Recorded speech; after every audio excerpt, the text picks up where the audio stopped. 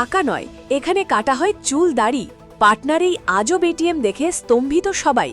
সাধারণত ATM booth বললেই আমাদের মাথায় আসে টাকা তোলার কথা, কিন্তু বিহারের পাটনার দানাপুরে দেখা মিলল এক অভাবনীয় দৃশ্যের। এখানকার একটি এটিএম বুথ এখন আর টাকা লেনদেনের জন্য নয়, বরং ব্যবহৃত হচ্ছে মানুষের চুল ও দাড়ি কাটার জন্য।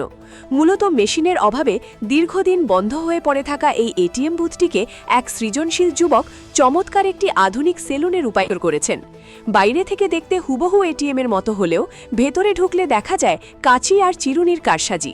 পরিত্যক্ত বুথটির এই অভিনব ভোলবদল স্থানীয় বাসিন্দাদের যেমন অবাক করেছে, তেমনি সামাজিক যোগাযোগ মাধ্যমেও এই এটিএম সেলুন এখন ব্যাপক আলোচনার বিষয় হয়ে দাঁড়িয়েছে।